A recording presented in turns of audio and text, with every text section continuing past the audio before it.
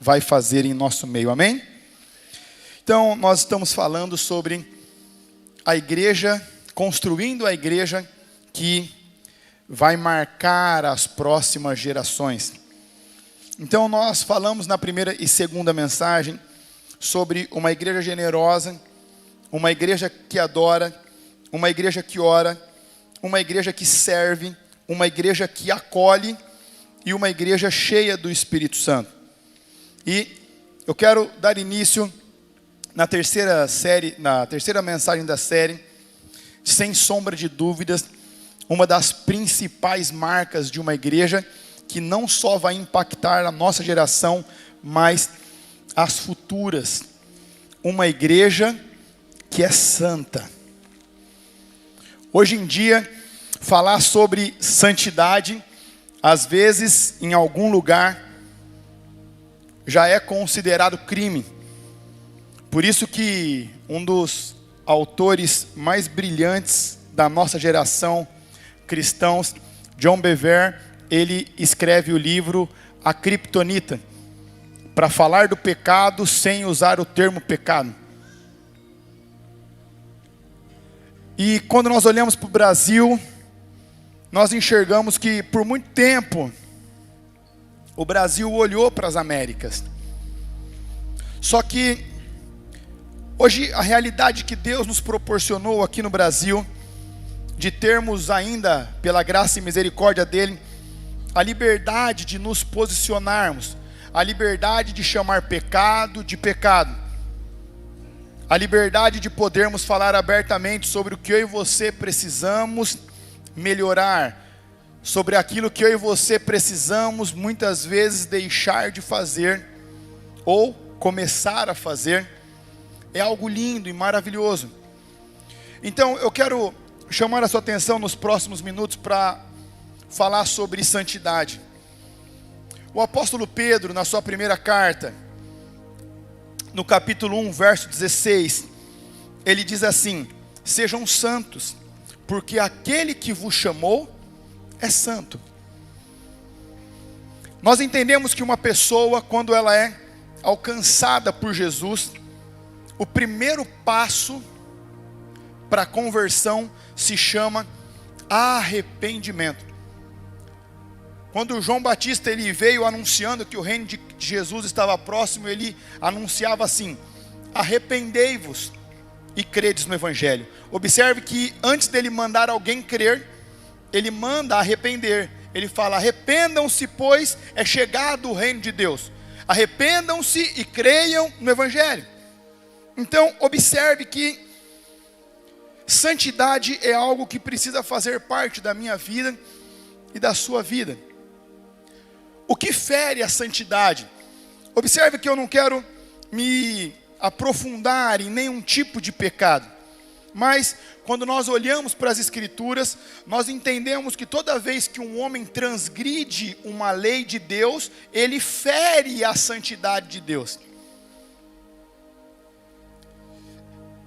E quando um homem ele entende e se apaixona por Jesus, ele é convencido pelo Espírito Santo, e ele começa num processo de santificação, de remissão pelo sangue de Jesus, ele começa a compreender tudo aquilo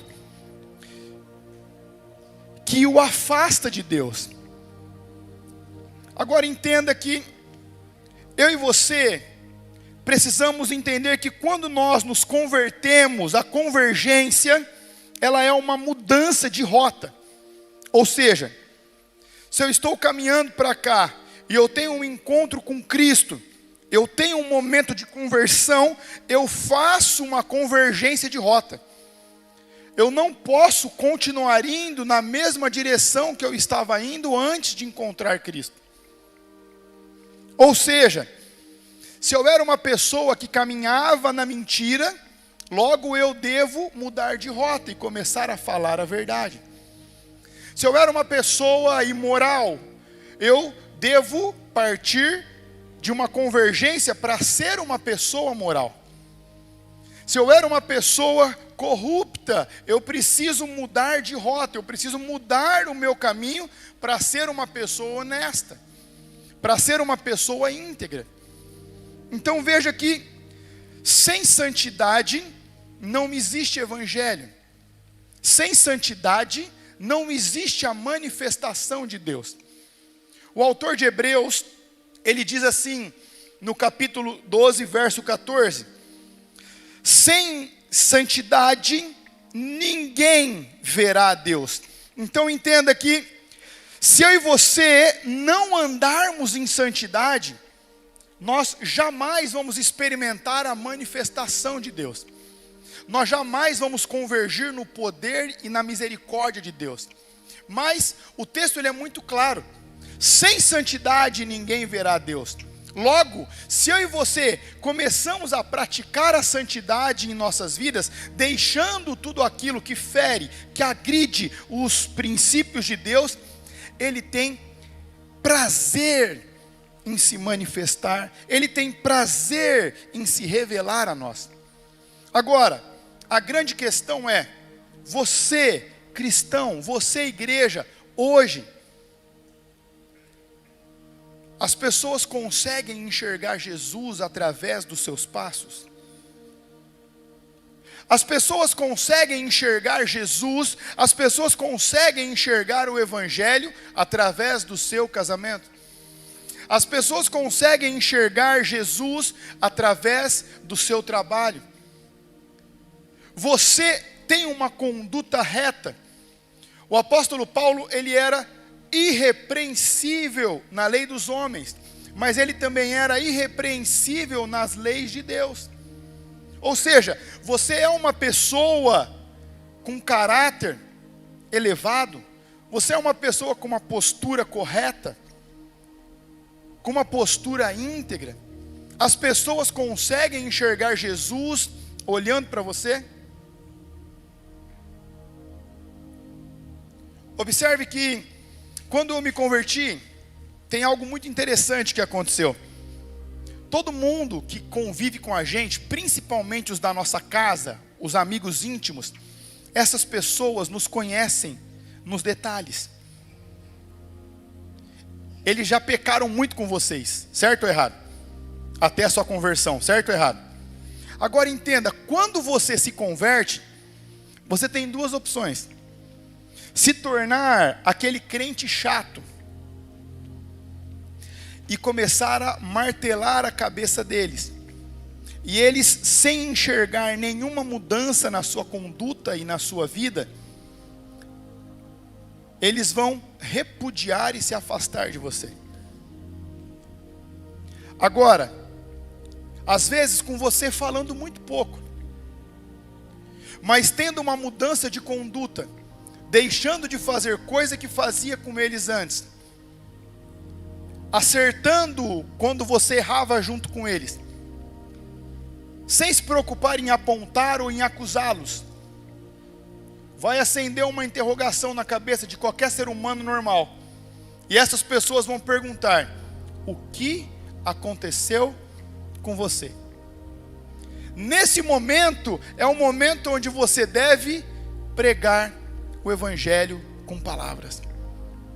Quando as pessoas já tiverem sido tocadas pela sua conduta irrepreensível. Eu me lembro quando eu me converti, eu tinha muitos amigos e tinha muita coisa errada na minha vida, né, Vale? E às vezes as pessoas chegavam e falavam assim: mano, mas o que aconteceu com você? O que aconteceu com... Você nem parece a mesma pessoa. Eu falei: cara, eu sou a mesma pessoa, só que com uma diferença. Hoje eu decidi servir Jesus. Então observe que quando nós decidimos servir Jesus, não é que nós não podemos fazer mais nada, nós somos proibidos de fazer alguma coisa. Porque você sabe melhor do que eu, se você quiser sair daqui e fazer a maior atrocidade da sua vida, você pode fazer. Quem que vai te impedir? Não é verdade? Mas você pode olhar para as pessoas e falar assim: cara, eu posso, mas eu decidi andar em santidade. Billy Graham, já nos seus últimos anos de vida, ele foi confrontado numa entrevista e perguntaram assim para ele: Billy Graham, e se Deus não existir e tudo que você ensinou e toda essa sua reputação tiver sido em vão? Ele disse assim: mesmo que Deus não exista e que a Bíblia seja apenas mais um livro, foi um prazer ter vivido em santidade. A santidade, ela agrada a Jesus. A santidade, ela atrai os olhos de Jesus. A santidade, ela traz a transformação social após a conversão. Afinal, é isso que nós buscamos como igreja.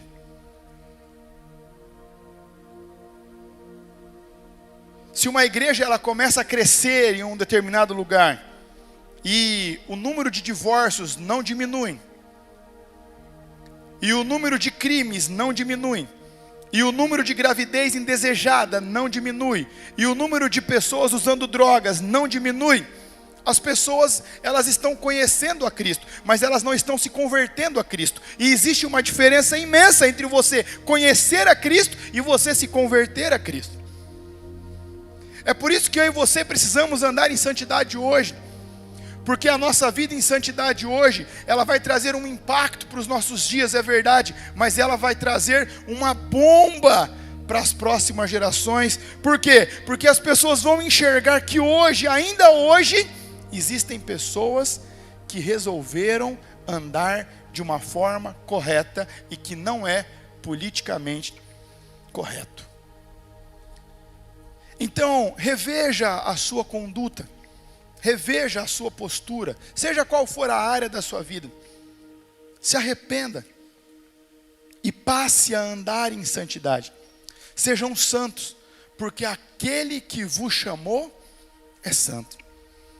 Para a gente continuar, e ainda fazendo um paralelo com a santidade, mas não só com ela, com as demais partes do Evangelho, uma igreja que vive o Evangelho todos os dias. Por muito tempo, foi ensinado dentro das comunidades, dentro das igrejas, que tudo que você fazia para Deus era sagrado.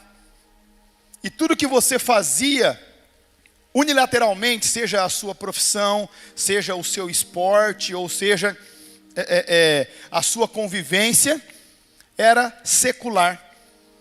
E isso trouxe muitas consequências horríveis para o Evangelho.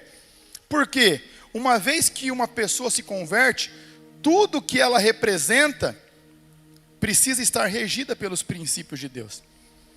Eu lembro quando, não muito tempo atrás, a gente se converteu, e aí a galera da igreja ia jogar bola. E às vezes tinha os irmãos mais antigos, né, que o pessoal chamava de diácono, de presbítero.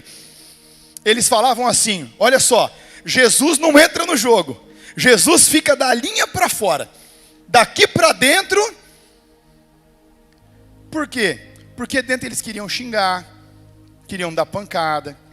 Ou seja, aqui dentro do campo eu não sou mais cristão. Mas e domingo? Domingo eu coloco a minha roupinha de ver Deus, e eu vou lá, e vou adorar Jesus, vou receber a palavra, e vou para cima. Mas veja, eu preciso entender que quando eu sou cristão, de quantos empresários lá atrás eu escutei assim: o meu CPF é convertido, o meu CNPJ não. Entende? Né? Quantas vezes, né? Os irmãozinhos, as irmãzinhas, nós nos convertemos, mas quando a gente vai na academia, lá é um momento de relax, né? Eu até posso glorificar a Deus com a minha boca, mas com as roupas que eu uso, não tem jeito. Não é verdade ou não? Então começa a entender que não, está errado. Para eu viver o Evangelho todos os dias, eu preciso ser um cristão em todos os lugares. Eu preciso ser um cristão na minha escola, eu preciso ser um cristão na minha universidade, eu preciso ser um cristão na minha empresa ou na empresa que eu trabalho, eu preciso ser um cristão na academia, eu preciso ser um cristão fazendo negócios, eu preciso ser um cristão quando eu não estou próximo à minha esposa ou quando eu não estou próximo ao meu esposo, né? De quantos viajantes, representantes comerciais, homens ou mulheres, eu escutei assim: eu sou casado quando eu estou na minha cidade, quando eu viajo eu até tiro aliança. Pessoas que não são cristãs, pessoas que não são convertidas.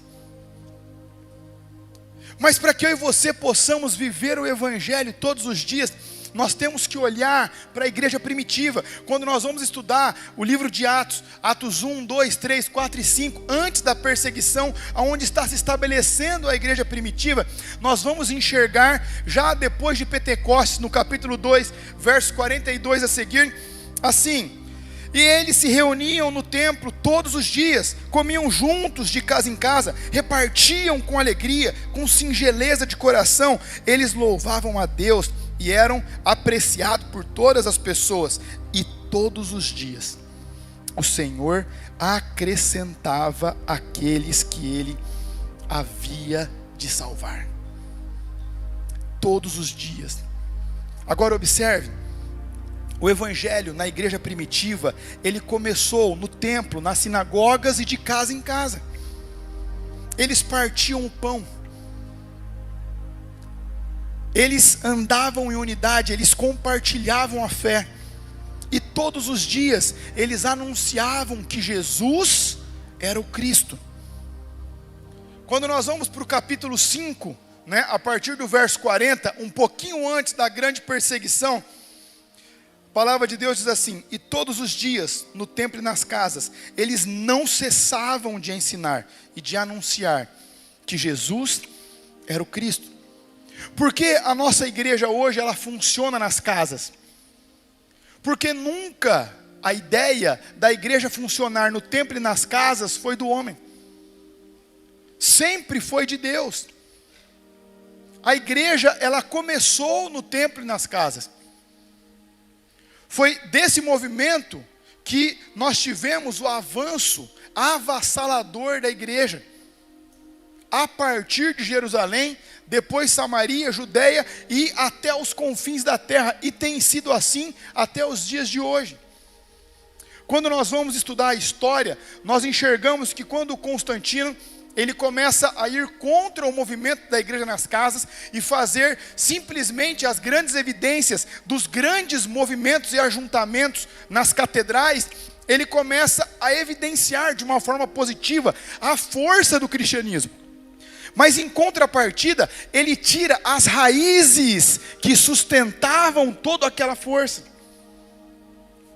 É por isso que hoje nós ensinamos que o Evangelho deve ser vivido no templo e de casa em casa, seja através de um culto doméstico que você faz com a sua família, seja em um culto que você faz lá na sua empresa ou na empresa que você participa, seja no intervalo das faculdades, nos points, seja no intervalo das escolas, né? Eu estou vibrando aqui em Bauru. Pela primeira vez, os nossos adolescentes começaram a ser perseguidos por donos e diretores de escola, porque eles estão orando nos intervalos. E isso é apenas o começo do que vai acontecer. Por quê? Assim como diz em Atos, aqueles que traziam grande alvoroço se instalaram na cidade de Bauru. Então, nós estamos extasiados com eles. E nós estamos enxergando jovens de 13, de 14 anos, né? Graças a Deus, aqueles que estão aqui, eles têm um ensinamento todos os dias. Mas aqueles que não estão, eles estão sendo ensinados e motivados. Leve Jesus. Anuncie o Cristo onde você está estabelecido, onde você está inserido. E da mesma forma nas faculdades. Mas para isso, nós precisamos entender que o Evangelho, ele deve ser vivido todos os dias. Ele deve ser praticado todos os dias. Todos os dias. Onde você estiver, você é um embaixador de Cristo. Ou seja, o lugar que você pisa é um pedacinho do céu aqui na terra. O lugar onde você pisa tem que ter a atmosfera alterada. Por quê? Porque você é um portador da presença de Deus, você é um portador do Espírito Santo de Deus. Para isso, eu e você precisamos cultivar a nossa santidade, vivendo o Evangelho todos os dias. Seja Ele honrando a nossa fé, seja Ele quando a nossa fé nos honra, mas todos os dias, no templo e nas casas, nas escolas, nós vamos ver o Evangelho ser exponencializado aqui na nossa cidade. Viva o Evangelho. Você não tem dimensão do que você carrega, da graça de Deus que está sobre a sua vida, do poder de Deus em uma pessoa que ela é alcançada pelo Evangelho de Deus. As pessoas podem não entender, as pessoas podem duvidar de você, as pessoas podem não entender nada, elas podem achar que você precisa ser internado, que você não tem juízo, que você perdeu a lógica. Mas quando nós olhamos para as Escrituras, as igrejas que marcaram as nossas gerações passadas e que marcam as gerações de hoje e que precisam aplicar esses princípios para continuar marcando as futuras, para que os nossos filhos, para que os nossos netos, para que os nossos bisnetos continuem correndo e propagando a nossa fé, não podem negligenciar o Evangelho diário, entender que não existe separação entre o secular e o sagrado.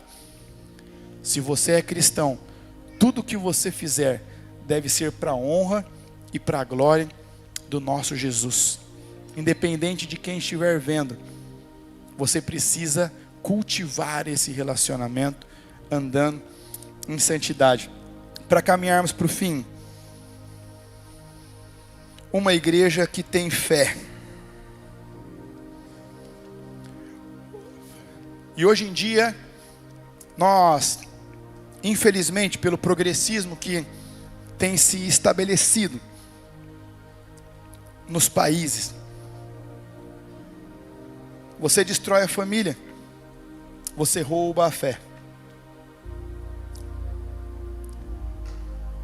E nós temos tantos cristãos que não têm mais fé. O Evangelho de Lucas, capítulo 18, a partir do verso 8.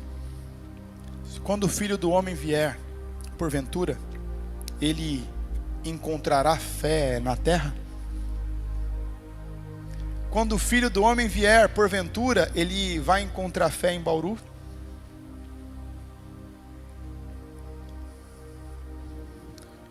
Você é um cristão que tem fé?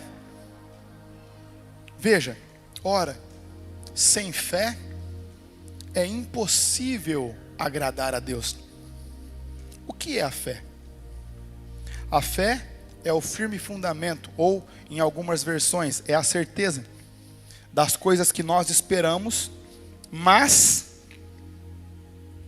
que ainda não existem, ou que ainda não se materializaram. Certo ou errado? Agora veja, quantos de vocês, assim como eu, tem alguma área da sua vida, ou de alguma pessoa que você ama muito, que precisa de uma intervenção divina? Quantos de vocês? Eu também. Agora veja só, observe o texto. O texto diz que a fé é a possibilidade. A fé é uma suposição. A fé é analisada, dependendo da circunstância. A fé é a certeza. Agora, se a fé é a certeza das coisas que nós esperamos, mas que ainda não se concretizaram, que ainda não se materializaram, ou que ainda não aconteceu, ou aconteceram, se for mais de uma, onde está a nossa fé?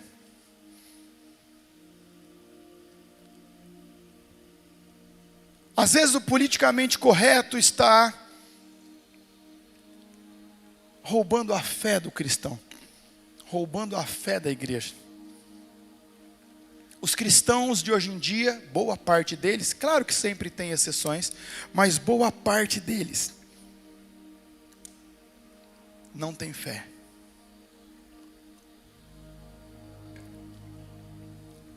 Você é uma igreja que tem fé? Ou você é uma igreja que não consegue ter fé?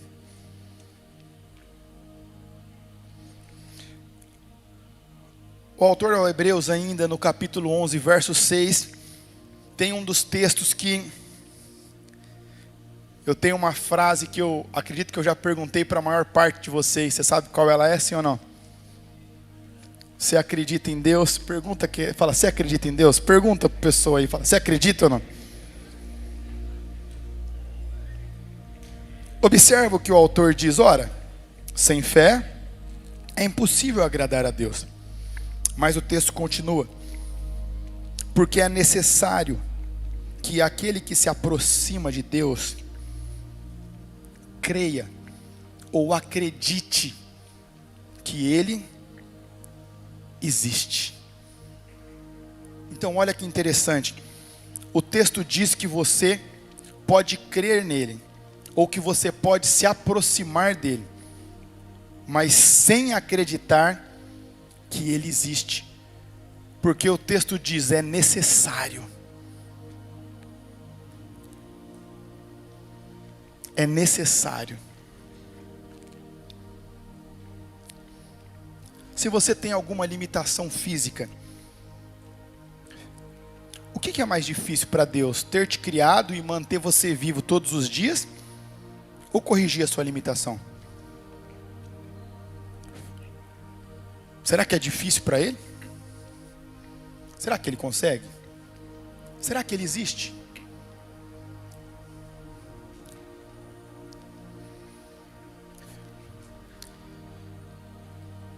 Você acha que Ele não consegue fazer o seu coração voltar a queimar de amor por Ele?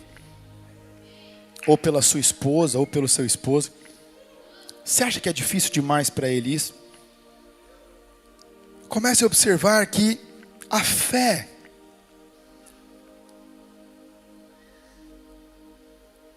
é aquilo que vai diferenciar uma pessoa da outra. Quando nós olhamos para a Bíblia, Deus não faz acepção de pessoas. Deus não faz acepção de classe social. Deus não faz acepção de cor. Mas Ele faz de fé. Ele olha para o centurião e diz assim, uau, nunca vi tamanha fé em toda Israel. Mas na contrapartida ele olha para aqueles que o acompanhavam e fala assim, homens de pouca fé. A sua fé te salvou. A sua fé te curou. Vai e seja conforme a sua. Agora observa que a fé, ela não era para aqueles dias. Porque o evangelista Lucas, ele diz assim, quando o Filho do Homem voltar ou vier, ele encontrará fé na terra?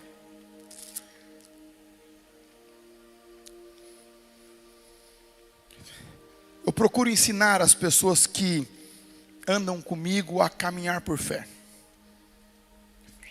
E eu tenho uma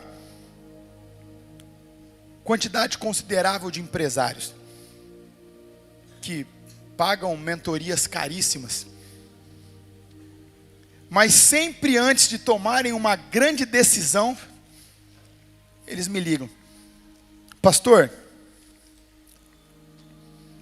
e aí aquela pergunta, você tem fé para que isso aconteça?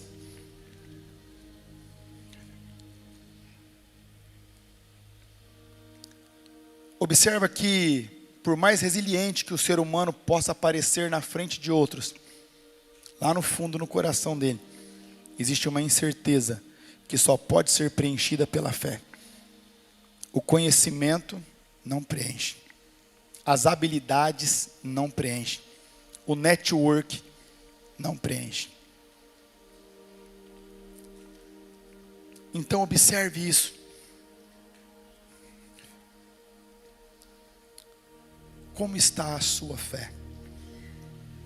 como está a sua santidade. E você tem vivido o Evangelho todos os dias, em todos os lugares.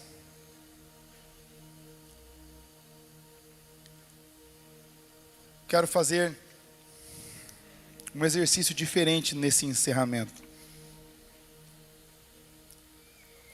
Se você tem, independente da área da sua vida, se seja na saúde, se seja acadêmica, se seja empresarial, se seja conjugal, se seja pai e filho ou filho e pai, independente de qual ela seja,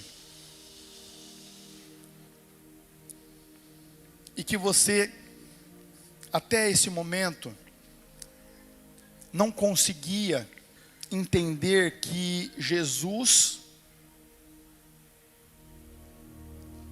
Ele pode tocar nessa área da sua vida. Só que talvez você não tenha fé para isso, ou não tinha fé para isso até hoje.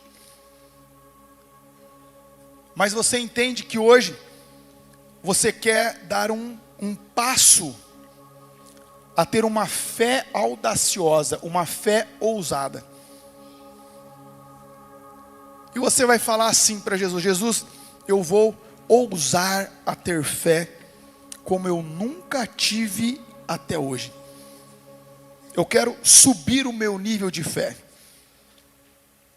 Eu quero subir o meu nível de fé. Veja, eu já vi Deus mudando decretos na lei para favorecer uma pessoa. Eu já vi Deus mudando o curso do clima.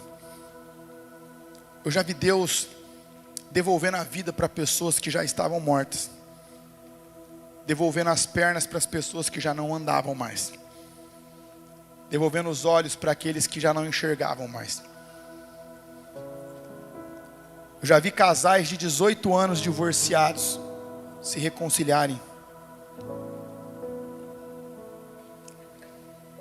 Eu já vi empresários devendo milhões, e o Senhor tocando nas finanças e fazendo aquela pessoa prosperar.